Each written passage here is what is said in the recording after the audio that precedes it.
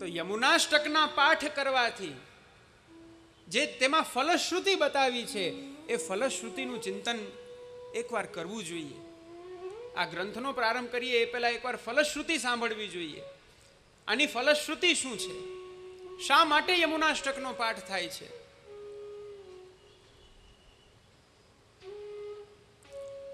તવાષ્ટકમિદમ મુદા પઠતી સૂર સૂતે સદા સમસ્ત દુરિતક્ષયો. પાંચ વસ્તુ બતાવી છે. સમસ્ત દુરિતક્ષય ભવતી વૈ મુકુંદે રતિ તયા સકલ સિદ્ધયો મુરરિપુષ્ટ સંતુષ્યતિ સ્વભાવ વિજયો ભવે. આ પાંચ વસ્તુ બતાવી છે.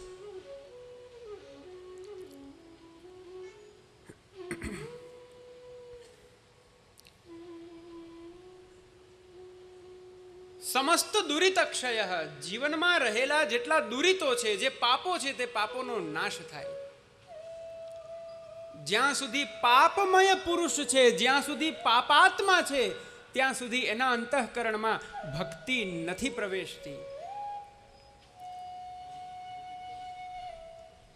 કારણ કે તે જેની ભક્તિ કરી રહ્યો છે તે પ્રભુનું સ્વરૂપ બહુ અલૌકિક છે.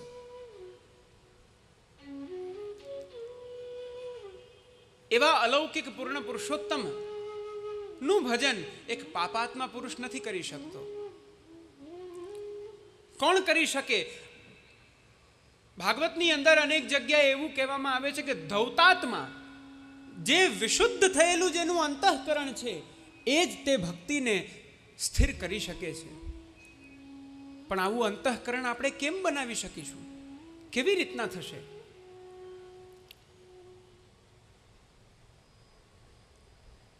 શ્રી યમુનાજીની કૃપા થાય તો એ અંતઃકરણમાં રહેલા સર્વ દોષોનો પરિહાર થાય છે. સમસ્ત દુરિતક્ષય નરાણામ ક્ષીણ પાપાનામ કૃષ્ણે ભક્તિ પ્રજાયતે. પ્રભુમાં ભક્તિ ક્યારે થાય? જ્યારે જીવોના પાપ ક્ષીણ થાય.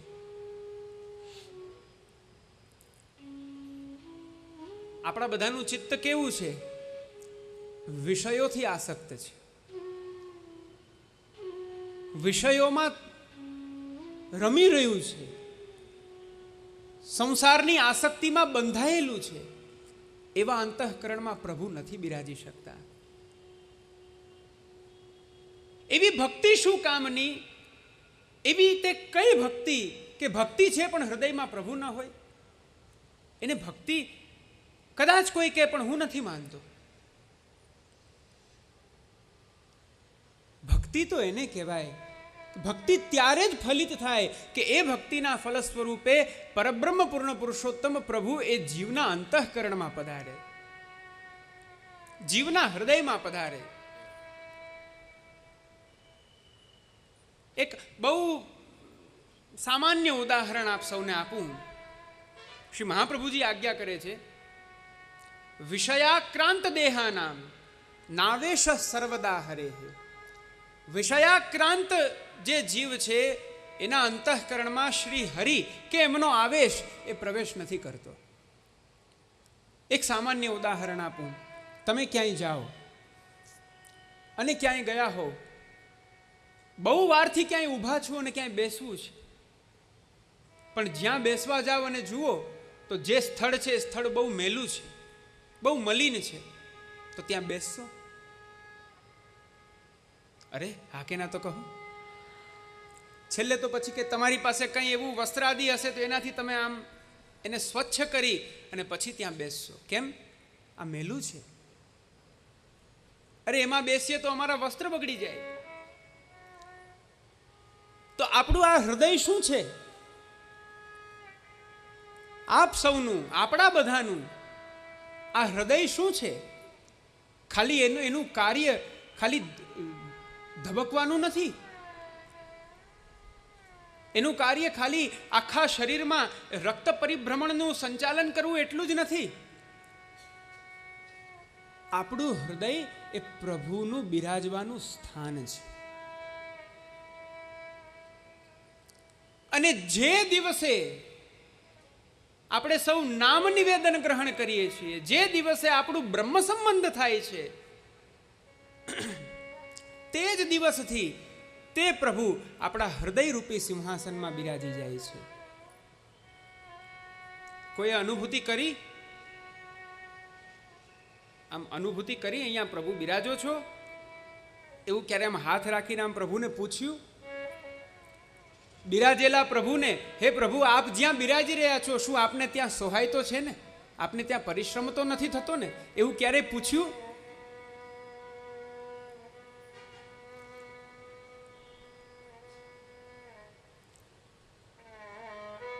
વિષયાક્રાંત દેહા નામ નાવેશ સર્વથા હરે હે. જેનું અંતઃકરણ વિષયોથી આક્રાંત બનેલું છે, એના અંતઃકરણમાં મધુરાધિપતિ અનંત ગુણોના સાગર એવા પ્રભુ કેવી રીતના બિરાજી શકે? નારદજી જેવા નારદજી પણ પ્રભુના દર્શન નથી કરી શક્યા.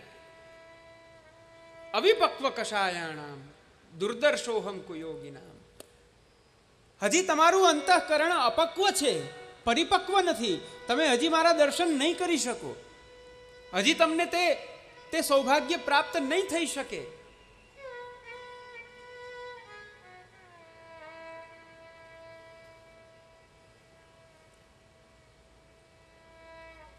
તો વિચાર કરો, આપણા અંતઃકરણનું થોડું ચિંતન કરો. આપણા અંતઃકરણમાં શું શું ચાલી રહ્યું છે? સવારથી સાંજ સુધીમાં 24 કલાક મળે છે આપણને, અને એ 24 કલાકની અંદર કેટલીક ક્ષણ આપણું અંતઃકરણ પ્રભુનું સ્મરણ કરે છે. થોડો વિચાર તો કરો. કદાચિત આવો વિચાર પણ આપ, આવી કલ્પના પણ આપ નહીં કરી શકો. ક્ષણાર્ધનો પણ એક વૈષ્ણવ કેવો હોય, એક વૈષ્ણવનું સ્વરૂપ કેવું હોય, જે એક ક્ષણ માટે પણ પોતાની મતિ એ પ્રભુથી દૂર ના કરી શકે, એને વૈષ્ણવ કહેવાય. શ્રી મહાપ્રભુજી, શ્રી ગુસાઈજીનો સેવક આવો હોય. હવે આમ ગણો તો કેટલા મહિના થયા, કેટલા વર્ષો થયા, પ્રભુનું સ્મરણ નથી આવતું આપણને. આપણી કેમ આવી દશા છે? ભક્તિ માર્ગમાં આવીને પણ આપણી આવી દશા શા માટે છે? બહુ સમજવા જેવો વિષય છે. ભક્તિ માર્ગ, જે આ પુષ્ટિ ભક્તિ માર્ગ, શ્રી મહાપ્રભુજીનો જે આ માર્ગ છે, આ માર્ગનો મૂળ સિદ્ધાંત જ કૃષ્ણ સેવા છે. તમે કૃષ્ણ સેવાના માર્ગમાં પ્રવેશ કરો છો, એ માર્ગમાં આવો છો, અને એ માર્ગમાં આવીને કૃષ્ણ સેવાથી જ દૂર રહો છો. તો જે ફલની અનુભૂતિ, જે તમારી અલૌકિક દશા થવી જોઈએ, એ થાય જ નહીં. હું તમને એમ કહું, મારી વાત મહિલાઓ બહુ જલ્દીથી સમજી જશે. આપ બધા રસોઈ કરો છો તો રોટી બનાવવાની હોય, બરાબર? હવે તમે એને વેલી દીધી, વેલી અને આંચની બાજુમાં રાખીને તમે એવી ભાવના કરો કે હે રોટી તું ફૂલી જજે, હે રોટી તું પાકી જજે. તો પાકી જશે? એ પક્વ થઈ જશે? એ ભોજ્ય થશે? ખાવા લાયક થશે? ન થાય. કારણ કે એની પક્વ અવસ્થા ત્યારે જ પ્રાપ્ત થાય જ્યારે એનો સંબંધ અગ્નિ સાથે થાય છે. એમાં આપણે બધા જ ભગવદ અંશ હોવાથી આનંદરૂપ હતા, પણ આપણે બધા તિરોહિત આનંદ છીએ. અત્યારે આપણો આનંદ તિરોહિત થઈ ગયો છે. હવે મજાની વાત એ છે, આનંદ એટલે કેવલ પ્રસન્નતા, ખુશી એટલો જ અર્થ નથી. ભક્તિ માર્ગમાં વિયોગ પણ આનંદરૂપ છે. તો તમે એ તાપાત્મક અનુભૂતિ તમારા અંતઃકરણમાં કેમ અનુભવી શકશો? અંતઃકરણમાં સુખની ક્ષણો ઓછી અનુભવાય છે, દુઃખની ક્ષણો વધારે અનુભવાય છે, વિયોગની ક્ષણો વધારે અનુભવાય છે. કારણ કે સંયોગમાં તો જ્યારે ભગવાન સમક્ષ બિરાજી રહ્યા છે ત્યારે અંતઃકરણની પાસે અવકાશ જ નથી કે એનું ચિંતન કરે. વિયોગમાં આ અવસર થાય, પણ એ ક્યારે થાય? જ્યારે ઘરે સેવા બિરાજતી હોય, જ્યારે તમે સેવા કરીને અનોસરની કાની દો, અનોસરની કાની દઈ પ્રભુના કિવાડ બંધ કરીને તમે બહાર આવો અને પછી એમ થાય કે હવે છેટ મારે સવાર પાડવાની છે, હવે હું શું કરીશ?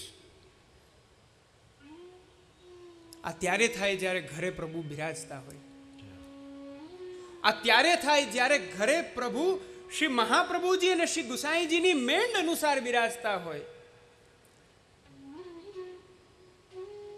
આપણી બીજી એક સમસ્યા એ છે, આપણે બધા રમતા લાલામાં અટકી ગયા.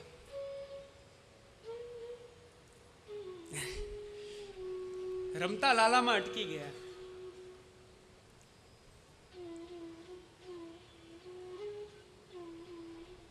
ડરીએ છીએ આપણે, ભાગીએ છીએ આપણે.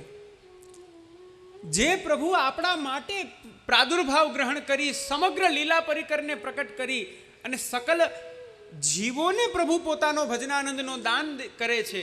સ્વયં શ્રી મહાપ્રભુજી આપણા માટે પ્રકટ થયા, શ્રી ગુસાઈજી પ્રકટ થયા, આ ભક્તિ માર્ગ પ્રકટ કરાવ્યો આપણા માટે. અને આપણે બધાથી દૂર છીએ. એનું કારણ એ છે કે દૂરી તો આપણા અંતઃકરણમાં છે. જ્યાં સુધી દૂરીતોનો ક્ષય ન થાય ત્યાં સુધી ભગવત પ્રાપ્તિ ન થઈ શકે. તો એવા અપરાધોને કેમ દૂર કરી શકાય, એવા પાપોને કેમ દૂર કરી શકાય? તો શ્રી યમુનાષ્ટકમનો જો પાઠ કરો, નિત્ય પાઠ કરો, તો અંતઃકરણમાં રહેલા એ સર્વ દોષોનો શમન થઈ જાય, સર્વ દોષોનો નાશ થઈ જાય. આ શ્રી યમુનાજીનું મહાત્મ્ય છે. યમુને મહારાણી કી જય. ભવતી વૈ મુકુંદે રતિ.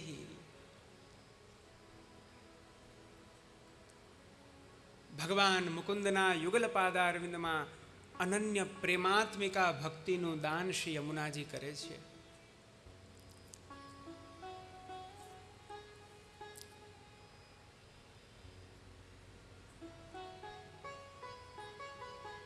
જુઓ, રતિ એટલે પ્રેમ, ભાવ. ભાગવતની અંદર એનો ક્રમ બતાવવામાં આવ્યો. શ્રદ્ધા રતિર ભક્તિર અનુક્રમિષ્યતિ. અંતઃકરણમાં રતિ ક્યારે પ્રકટ થાય? જ્યારે સૌથી પહેલા શ્રદ્ધા હોય. તે શ્રદ્ધાથી પ્રેમ પ્રકટ થાય છે અને પ્રેમથી ભક્તિ પ્રકટ થાય છે. ભગવાન મુકુંદમાં અનન્ય પ્રેમ શ્રી યમુનાજી દાન કરે છે.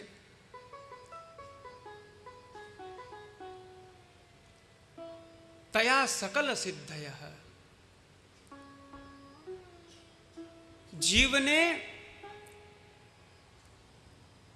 તે રતિનું, તયા એટલે કે તે રત્યા, તે રતિ દ્વારા, ભગવાનમાં જે રતિ થઈ છે તે રતિ દ્વારા જીવને શ્રી યમુનાજી સકલ સિદ્ધિનું દાન પ્રદાન કરે છે, સકલ સિદ્ધિની પ્રાપ્તિ કરાવે છે. અહીંયા સકલ સિદ્ધિ એટલે ભગવત સેવોપયોગી સિદ્ધિ. તે ભગવત સેવોપયોગી સિદ્ધિનું દાન શ્રી યમુનાજી કરે છે.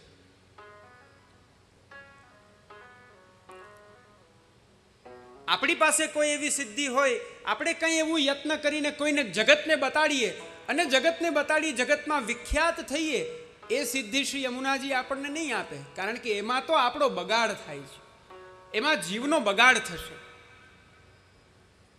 પણ અહીંયા જે સિદ્ધિ છે તે સઘળી સિદ્ધિઓ અલૌકિક છે, ભગવત સેવોપયોગી સિદ્ધિ છે. જેમ પ્રસંગ આવે છે ચાચાજીનો કે રાત્રિના સમયે સામગ્રી લેવા જવી છે, યમુના પાર જવું છે, હવે શું કરવું? નાવિક પણ નથી મળતા. ભગવાન નામ લેતા લેતા શ્રી યમુનાજીની ઉપર ચાલીને ગયા છે. આ છે ભગવત સેવોપયોગી સિદ્ધિ. કેમ બીજાને જગતને એ વસ્તુ નથી બતાડી? એ સિદ્ધિની યથાર્થતા એમાં જ છે કે એ ભગવત સેવામાં એનો વિનિયોગ થાય. મુરરિપુશ્ચ સંતુષ્યતિ. યમુનાષ્ટકના પાઠથી યમુનાજી તો પ્રસન્ન થાય, પણ તેનાથી પણ વિશેષ ભગવાન પ્રસન્ન થાય છે.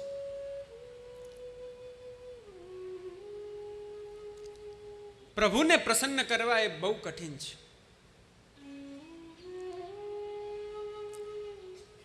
આજે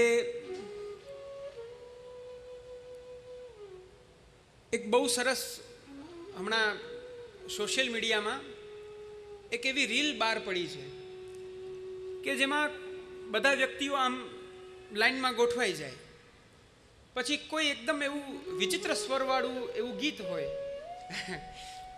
જેને જોયું હશે એમને યાદ આવી જશે. વિચિત્ર સ્વરવાળું કોઈ એવું ગીત હોય અને એને કોઈ એક વ્યક્તિ ગાય અને બધાએ મૌન રહેવાનું, હસવાનું નહીં. ગમે તેટલો યત્ન કરો, એ ગમે તેવું નહીં, હસવાનું નહીં એટલે હસવાનું નહીં. જેને હસી લો તો પછી આઉટ. એકનો વારો આવી જાય, બીજાનો વારો, ત્રીજાનો વારો, એમ કરતા કરતા બધા કરે ને પછી એક સમય આવે એટલે બધા હસી પડે. હા, આપણી પ્રસન્નતા છે. વ્યક્તિને હસાવો સહેલો છે, વ્યક્તિને પ્રસન્ન કરવો સહેલો છે. પ્રભુ એમ હસતા નથી.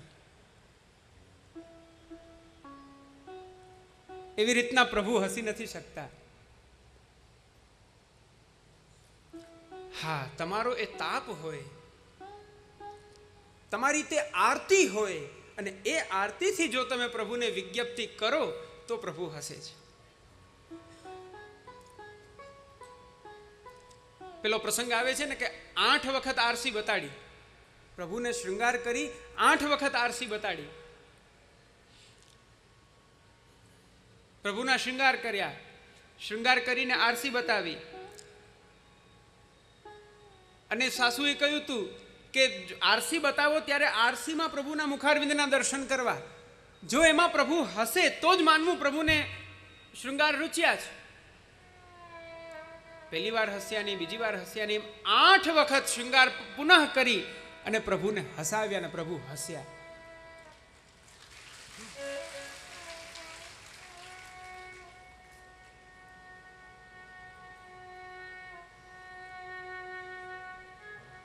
પ્રભુને પ્રસન્ન કરવા બહુ કઠિન છે. નારાધનાય હિ ભવંતી પરસ્ય પુંસો ભક્ત્યા તુતોષ ભગવાન ગજયુથપાય.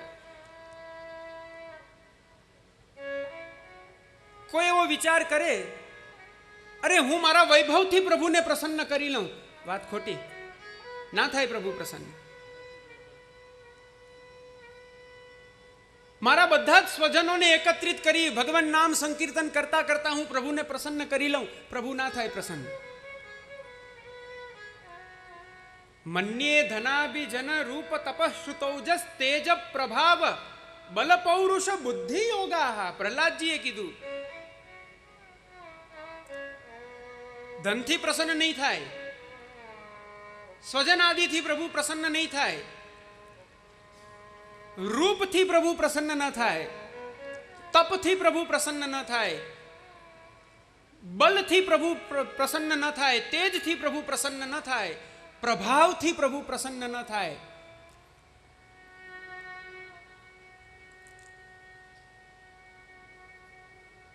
બુદ્ધિ યોગથી પણ પ્રભુ પ્રસન્ન ના થાય. જીવનો બુદ્ધિ યોગ અને ભગવાનનું અપ્રમેય સ્વરૂપ. પેલી કહેવત છે ને, કહા રાજા ભોજ ઓર, એ જે પછી પાછળ જે તમે બોલ્યા ને એ આપણી બુદ્ધિ યોગ છે, એ આપણી બુદ્ધિ છે.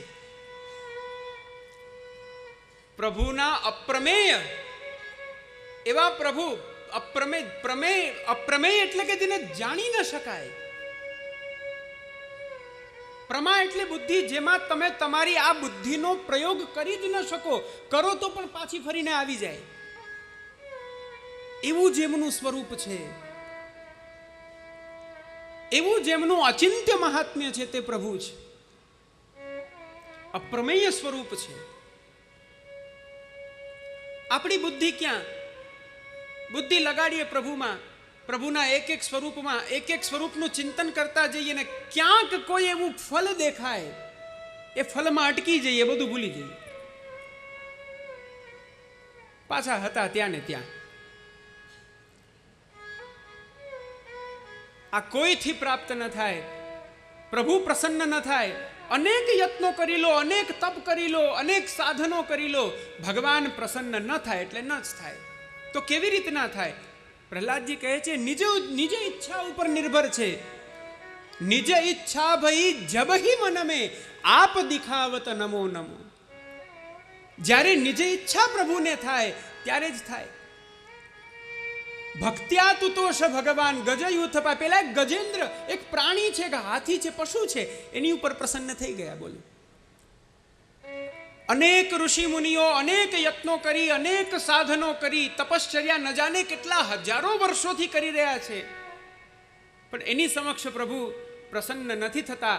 આ બાજુ જે ગજેન્દ્ર સંસારમાં પડેલો છે, એના સંસારના બધા પરિજનો પ્રિયજનોમાં એની આસક્તિ છે, એને પણ અંત સમયે કેવલ હરિ યાદ આવ્યા અને હરિનું સ્મરણ કર્યું. અને ભગવાનને જ્યારે ગજેન્દ્રએ જોયા ત્યારે કંઈ જ ન થાય, ખાલી એક કમળ ધરી દીધું, પોતાની સૂંઢથી લઈ કમળ ધરી દીધું, અને એ કમળથી તુતોષ ભગવાન પ્રસન્ન થઈ ગયા. આને કહેવાય દુરારાધ્ય. આને કહેવાય દુરારાધ્ય. ભગવાન અતિશય દુરારાધ્ય છે, પણ એવા દુરારાધ્ય પ્રભુ પણ પુષ્ટિજીવો પાસે સહજ છે. પુષ્ટિજીવોની સામે અતિ સહજ છે, સુલભ છે. કેમ? શ્રી મહાપ્રભુજીની કાનીથી બંધાયા છે.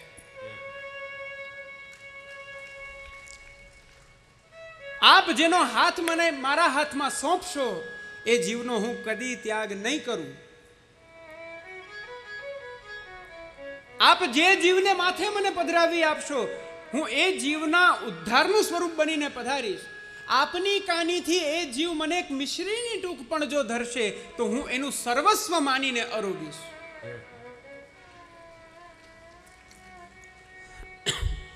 ભક્ત્યા તુતોષ ભગવાન ગજયુથ પાય. મુરરિપુશ્ચ સંતુષ્યતિ. અને છેલ્લે છે સ્વભાવ વિજયો ભવે. આ સૌથી મોટી વસ્તુ, સૌથી મહત્વની વસ્તુ, વ્યક્તિના પોતાના સ્વભાવ ઉપર વ્યક્તિનો વિજય થવો. સાહિત્યમાં એવું કહેવાય છે, સ્વભાવો મૂર્ધની વર્તતે. સ્વભાવ છે ને, એ ક્યાં ચડીને બેસે ખબર છે? અહીંયા. મૂર્ધની એટલે અહીંયા, અહીંયા ચડીને બેઠો હોય.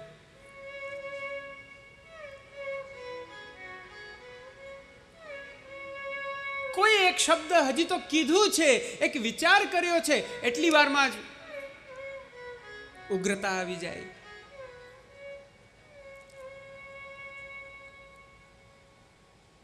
બહુ એક બહુ સહજ અને સહેલું એકદમ સરળ ઉદાહરણ આપું. આપ બધા પુરુષો બધા નિત્ય વ્યવસાયમાં જાઓ છો, આપનો વ્યવસાય કરો છો, સવારથી રાત સુધી. એક દિવસમાં તમે જે અનુમાન કરીને જે ધાર્યું હતું, એમાંથી એક પણ કામ ન થયું હોય, એ દિવસે આપ સૌ ઘરે જઈ રાત્રિના ભોજન કરવાને માટે આપ સૌ બેઠ્યા હો, થાળી મુકાઈ ગઈ હોય, અને પીરસવામાં જો થોડી વાર લાગી જાય તો શું થાય છે? હવે એ હું તમને નહીં પૂછું, એ હું આ બાજુ પૂછું છું. કારણ કે આ એક દૃષ્ટાંતમાં બંનેનો અનુભવ સ્પષ્ટ થઈ જશે. શું કરશો તમે? ખાલી 5 મિનિટનો વિલંબ થાય છે. પાછું તે દિવસે જ એ વસ્તુ અનુભવાય કે આજે આમાં નમક વધારે છે, આજે આમાં ખાંડ વધી ગઈ છે, અરે આ કાચું રહી ગયું છે, આ તો બળી ગયું છે. એ પાછું તે દિવસે જ અનુભવાય. કેમ? આ સ્વભાવ છે. એક વ્યક્તિનો સ્વભાવ જ જ્યારે વિપરીત છે, એવા વિપરીત સ્વભાવવાળો વ્યક્તિ સામે આવીને બેઠો હોય અને તમે જો એને સહજમાં પૂછી લો, કેમ છો? તરત કેમ તમને બીમાર લાગીએ છીએ? કેમ એવું કેમ પૂછ્યું? બીમાર લાગીએ છીએ. આ સ્વભાવ છે. ગઈકાલે કહ્યું હતું ને, પ્રાણ ને પ્રકૃતિ. આ પ્રકૃતિ છે એની, એ બદલી ન શકાય.